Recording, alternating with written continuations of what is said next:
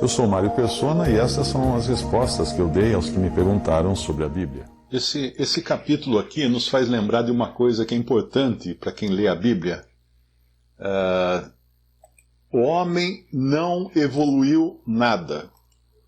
O homem continua o mesmo homem caído que saiu lá do Jardim do Éden, na queda, e só decaiu de lá para cá. Começando pela saúde humana, que a gente vê que eles viviam por muitos anos, né, e cada vez foi diminuindo mais. Hoje, somente graças a medicamentos e tratamentos e uma série de artifícios, né, de coisas artificiais, é que se consegue ainda dar uma esticadinha na vida do ser humano, nos anos de vida do ser humano. Mas, em todos os sentidos, o homem está deteriorando, não está evoluindo de maneira alguma. A gente pode pensar em evolução tecnológica, mas ele continua igual. Ele, homem, continua do mesmo jeito que ele sempre foi. Ele não melhorou. E quando a gente lê aqui essas passagens, nós aprendemos isso, e aprendemos também, por exemplo, a questão da linguagem que é usada. Eu estava hoje conversando com uma pessoa que acredita na Terra plana, naquelas coisas, e muitas vezes a pessoa lê a Bíblia de uma maneira errada. Lê a Bíblia como uma mente de uma pessoa do século XXI, com o vocabulário do século XXI, com informações do século XXI. Isso está acontecendo muito também nos debates aí sobre a Covid, né, sobre a pandemia, quando nós vemos na política, né, pessoas querendo pegar o outro pela perna, chamar a responsabilidade de coisas que eles não poderiam ter conhecido na época. Porque no começo da pandemia ninguém sabia nada de coisa nenhuma, né? Estava todo mundo perdido, que nem barata tonta. Então, de repente, alguém cobra uma responsabilidade de uma pessoa ou de uma autoridade, mas era de um momento onde ninguém tinha informação. Não é que naquele momento ele agiu de má fé, é que naquele momento ninguém sabia o que fazer. Como ainda hoje. Ninguém sabe que daqui a 5 anos nós vamos olhar para trás e falar assim, puxa vida, quanta besteira foi feita nessa pandemia, como é que foram dar esse ou aquele medicamento, essa ou aquela vacina, porque estaremos depois, né? É muito fácil você analisar a história, né? Quando você não está metido nela, passando por ela. É muito fácil ser crítico da história. Então as pessoas que hoje, às vezes, querem encontrar pelo em ovo na linguagem bíblica, alegam, por exemplo, o assunto da discussão que eu estava tendo era de que no Gênesis Deus colocou uma cúpula sobre a Terra. E por isso é impossível viajar para o espaço, é tudo mentira, é a NASA que está com uma conspiração e bababi, bababá. A questão é a seguinte, aqui, por exemplo, o que está escrito nos versículos que nós lemos aqui, depois que Noé sai da arca, depois que para de chover, que Deus colocou o seu arco nas nuvens, o arco de Deus nas nuvens. E não fala mais nada desse arco de Deus. Então uma pessoa hoje, ela vai falar assim, não, imagina um arco nas nuvens. Não tem como você colocar um arco nas nuvens, ele cai das nuvens, né? Porque ela vai raciocinar com o pensamento de hoje. O que devia estar escrito na Bíblia é o seguinte, colocarei no céu um fenômeno óptico que surge quando o sol ilumina a umidade suspensa no ar e um raio de sol bate na borda de uma gotinha de água ou de vapor e a luz branca do sol é desviada e se decompõe nas 7 cores que compõem seu espectro: vermelho, laranja, amarelo, verde, azul, anil e violeta.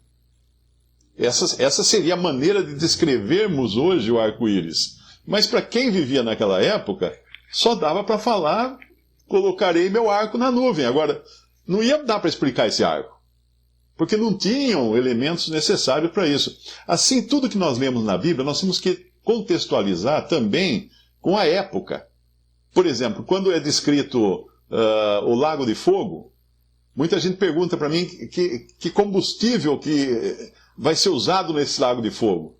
Eu preciso responder, amigo, fogo foi a melhor maneira de Deus expressar algo que é terrivelmente dolorido, terrivelmente faz sofrer tremendamente. Mas nós não sabemos que fogo é esse, porque está falando de uma coisa na eternidade. Na eternidade nem tempo nós temos. Nem matéria como nós conhecemos hoje existirá na eternidade. Então você não pode pegar essas coisas dentro do contexto, fora do contexto que era na época em que elas foram ditas.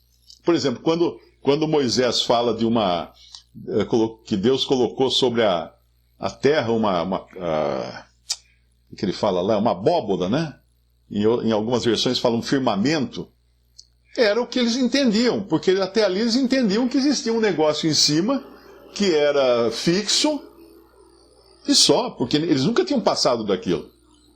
Então não existia palavras para descrever aquilo. E aí muitos terraplanistas aí ficam pensando que a Bíblia é um livro científico, que ela é um livro para explicar ciência. Não é de jeito nenhum, né? Deus falava da maneira que o povo daquele momento entendesse as coisas. Nós lemos na Bíblia, então, de firmamento, por isso que eles acham que firmamento é porque tinha uma coisa firme, né? Mas era a maneira que eles entendiam. Dentro da cultura da época que foi explicado isso, era a maneira de entender. Uma abóbora celeste, etc. Até Jó, Eliú, quando fala para Jó, se ele sabe disso, se ele sabe daquilo, se ele sabe daquilo outro, de como Deus criou a terra, ele fala assim, lá em Jó 37:18, ele fala assim, ou estendeste com ele o firmamento, que é sólido como um espelho fundido? E realmente, para quem olha da terra, o firmamento é sólido como um espelho fundido.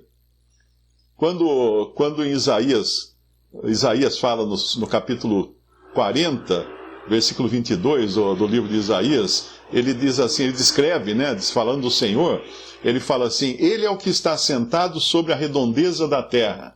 Uma outra versão fala sobre o círculo terrestre. Os terraplanistas gostam mais da versão círculo terrestre porque parece uma pizza, né? E não gostam dessa versão que foi traduzida como redondeza da terra. Mas, de qualquer maneira, ele continua falando, cujos moradores são como gafanhotos. Então, uma pessoa que exija linguagem técnica, fala assim, não, os moradores da terra não são como gafanhotos, são diferentes, não são verdes, não pulam. Ele está dando uma linguagem figurada para aquela pessoa que convivia com gafanhoto o tempo todo, as grandes pragas eram de gafanhotos, ela vai entender então o que é. É ele quem estende os céus como cortina e os desenrola como tenda para neles habitar. Opa, agora complicou tudo. Não era uma abóboda firme lá atrás? Não era sólida? Agora já virou cortina? Como é que vai ser isso, né? Deus está usando, o Senhor está usando, o Espírito Santo está usando para conversar com pessoas de uma época, de diferentes épocas, da maneira que elas falavam. Por exemplo, você já ouviu alguém falar, o sol nasceu hoje? Claro, nós falamos isso o tempo todo, né? Agora, se você encontrasse uma pessoa e falasse assim, olha, o sol já nasceu. E a pessoa virasse para você assim, mas foi parto normal ou foi cesárea? Aí você fala, esse cara aí não está entendendo as coisas. Porque o sol nasceu é uma expressão. Não tem nada a ver com parto. Não tem nada a ver com cesárea. Nasceu o sol, ele nasceu pequenininho, já não veio grande, né? Aliás, o sol nasce maior do que ele fica depois, né? Se você olhar do ponto de vista da Terra, o sol nasce grande, depois no horizonte, e depois vai diminuindo à medida que ele cresce, ele diminui. A lua, quando fala na Bíblia, ela é descrita como luminar menor. Deus fez os luminares, os dois grandes luminares, e fez o menor. Dentro da cabeça de uma pessoa daquela época, da época antiga, ele achava que a lua era como um sol pequeno.